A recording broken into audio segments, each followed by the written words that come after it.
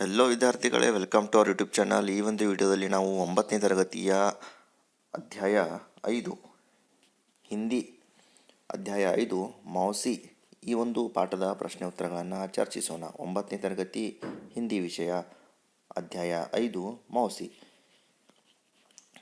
ಇದರ ಲೇಖಕರು ಭೀಷ್ಮ ಸಾಹನಿ. ಪ್ರಶ್ನೆ 1, ಏಕ ವಾಕ್ಯ ಮೇ ಉತ್ತರ ಲಿಖಿಯೇ, ಅಂದರೆ ಒಂದು ವಾಕ್ಯದಲ್ಲಿ ಉತ್ತರಿಸಿ. ಮೊದಲನೇ ಪ್ರಶ್ನೆ, ಮಾँ के जैसी प्यारी कौन है? ತಾಯಿಯ ಹಾಗೆ ಪ್ರೀತಿಯವಳು ಯಾರು ಇದ್ದಾಳೆ?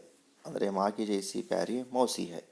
ಪ್ರಶ್ನೆ 2, मौसी सभी को किस समय में साथ देती है? उत्तर, मौसी सबको सुख दुख के समय में साथ देती है. प्रश्ने 3, दोपहर होने पर मौसी कहाँ पहुँचती है?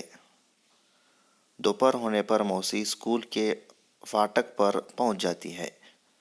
प्रश्न 4, मौसी बच्चों को क्या क्या खिलाती है? मौसी बच्चों को चने, टिकिया, मूंगफली खिलाती है. नेक्स्ट क्वेश्चन, प्रश्न 5, मौसी के बिना सारा मोहल्ला कैसा लगता है? मौसी के बिना सारा मोहल्ला सूना सूना लगता है. प्रश्न 6, लड़के भाग कर क्या उठा ले आए? उत्तर नोडी विद्यार्थिगळे, लड़के भागकर खाट उठा ले आए. प्रश्न 7, बच्चों ने हेडमास्टर से क्या विनती की?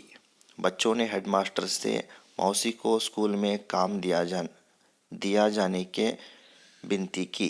प्रश्न 8, मौसी के जीवन में कैसे दिन लौट आए? मौसी के जीवन में ಖುಷಿ के दिन लौट आए.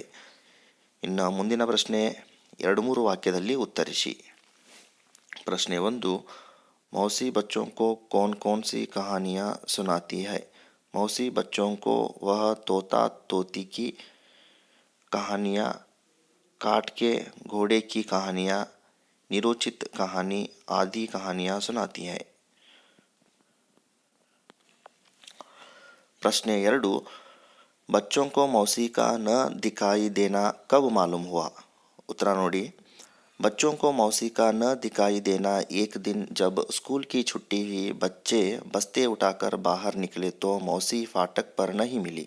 शाम को बच्चे खेलने के लिए निकले तो मौसी पेड़ के नीचे भी नहीं थी.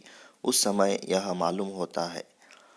प्रश्न 3, मकान के अंदर से बच्चों को कैसी आवाज़ सुनाई दी? मकान के अंदर से बच्चों को ऊंची ऊंची आवाज़ सुनाई दी. हमने ठेका तो नहीं ले रखा है मौसी, 20 दिन से तुम यहाँ हो, अब तुम किसी दूसरे के घर चली जाओ, कहने की आवाज़ सुनाई दी. प्रश्न 4, बच्चों को क्यों गुस्सा आया? मौसी के खाट पर लेटी थी, उसके बाल उलझे हुए और चेहरा सूखा हुआ था. मौसी को ऐसी स्थिति में देखकर बच्चों को दुख हुआ और गुस्सा आया. ಇಂದಿನ ಮುಂದಿನ ಪ್ರಶ್ನೆಗಳು 2-3 ವಾಕ್ಯದಲ್ಲಿ ಉತ್ತರಿಸಿ. ಇಲ್ಲ 3-4 ವಾಕ್ಯದಲ್ಲಿ ಉತ್ತರಿಸಿ. 3-4 वाक्य में उत्तर लिखिए. प्रश्न 1, मौसी और बच्चों के बीच क्या बातचीत हुई? तुम इतने दिन कहाँ थे मौसी? यहाँ क्यों बैठी हैं? एक ने पूछा. मैं यहाँ से जा रही हूँ बेटा, कहते हुए मौसी की आंख भर आई. तुम बीमार थी मौसी, तबीयत कैसी है? बलदेव ने पूछा. बेटा मैं ठीक हो गई हूँ, अपना गांव जा रही हूँ, हम तुझे कहीं नहीं जाने देंगे मौसी, सब ने एक स्वर में कहा. मौसी के आंखों में आंसू छलक उठी. प्रश्न 2, बच्चों ने मिलकर मौसी की सेवा किस प्रकार की?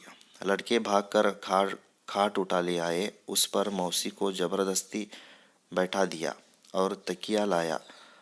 उषा थाली में 2 रोटियां लाई, योगराज एक कटोरे में दूध लाया, गोपाल घर से लैंप उठा लाया, मुन्नी पीने के लिए पानी ले आई.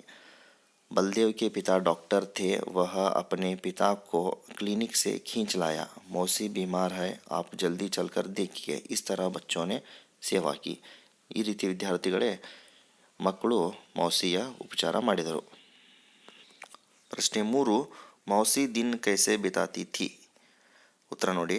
बच्चे मौसी को घेरे रहते और वह उन्हें कहानियाँ सुनाती। कभी कभी लाठी टेकते हुए मोहल्ले का चक्कर काटती। सभी घरों में झांक उनका कुशल क्षेम पूछती। साज ढले अपनी कटोरी में चली आती और चैन की सांस लेती। इस तरह मौसी दिन बिताती। प्रश्न 4 रिश्ता जानिए और लिखिए। ಒಂದನೇ ಪ್ರಶ್ನೆ ನೋಡಿ, पिता के पिता दादा, माता के पिता नाना, पिता के बहन बुआ, माता की बहन मौसी, पति पत्नी के पिता ससुर, पति पत्नी के माता सास, बेटे की पत्नी बहू, बेटी के पति दामाद। ನಮೂನೆ के अनुसार लिखिए। ಉದಾಹರಣೆ ಕಹಾನಿ ಕಹಾನಿಯ ಅಂದರೆ ಇದು ಬಹುವಚನದಲ್ಲಿ ಬರೀಬೇಕು. ಲಡ್ಕಿ ಲಡ್ಕಿಯ,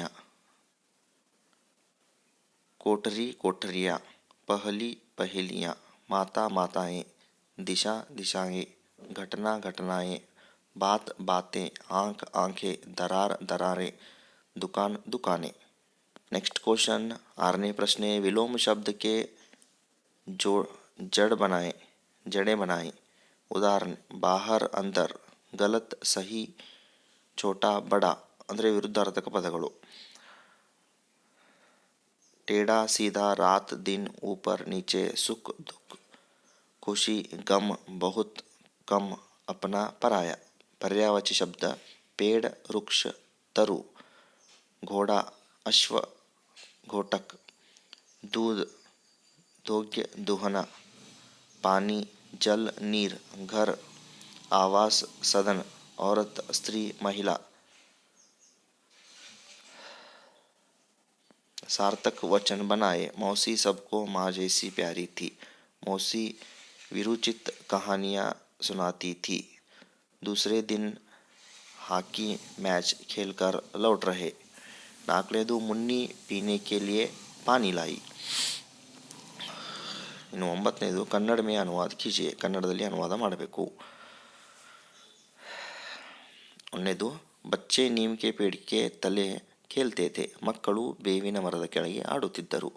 ಪ್ರಶ್ನೆ 2 उसे सब मौसी कहकर पुकारते थे. ಅವಳನ್ನು ಎಲ್ಲರೂ ಚಿಕ್ಕಮ್ಮ ಎಂದು ಕರೆಯುತ್ತಿದ್ದರು. ಪ್ರಶ್ನೆ 3 बच्चों के लिए तो वह सेवा की मूर्ति थी. ಮಕ್ಕಳಿಗಾಗಿ ಅವರು ಸೇವೆಯ ಮೂರ್ತಿಯಾಗಿದ್ದರು. 4 सबके घरों में झांक ಕುಶಲಕ್ಷೇಮ पूछती. ಎಲ್ಲರ ಮನೆಯಲ್ಲಿ ಇಣುಕಿ ಕುಶಲಕ್ಷೇಮ ಕೇಳುತ್ತಿದ್ದಳು. ಪ್ರಶ್ನೆ 10 ಉದಾಹರಣೆ ಯಾವ ರೀತಿ ಕೊಟ್ಟಿದ್ದಾರೆ ಯಾವ ರೀತಿ ಬರಿಬೇಕು. ಪೇಡ್ ಛಲ್ ಲಕಡಿ ತೇಲ್ ಸಾಬೂನ್ ಅಂದರೆ ವಸ್ತುಗಳನ್ನು ಬರಿಬೇಕು. ಸಸ್ಯಗಳಿಂದ ಯಾವ ಯಾವ ವಸ್ತುಗಳು ಆಗುತ್ತವೆ. ಸೋನಾ अंगूठी, गले का हार, किरीट जेवरात, फूल माला, गुलिंदा इत्र श्रृंगार, कागज पत्र समाचार पत्र, नोटबुक किताब.